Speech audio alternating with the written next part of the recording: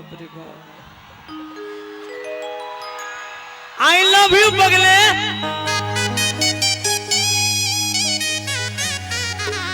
आइए क्या बात। सबसे पहले जतेक लोग उपस्थित छिए सब आदमी के अपन माँ बाबूजी माँ जगत जननी जगदम्बिका महादेव जी के चरण में सादर प्रणाम करते हुए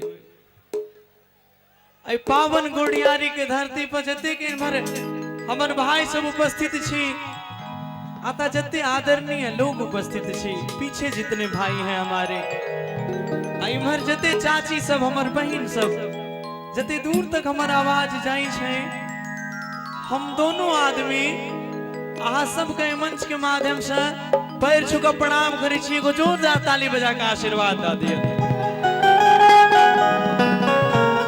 और बहुत बहुत बहुत धन्यवाद है आदरणीय। आप आइए सर जरा सा।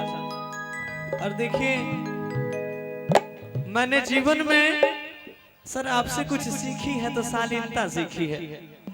एक इंसान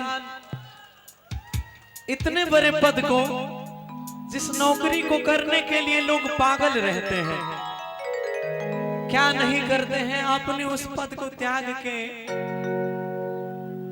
इस देवता रूपी जनता के सेवा में आप लगे हुए हैं। और मैंने भैया दुनिया में बहुत सारे नेता लोगों को मैंने देखा है, बुरा मत मानिएगा, 2 लाइन बस बोलूंगा।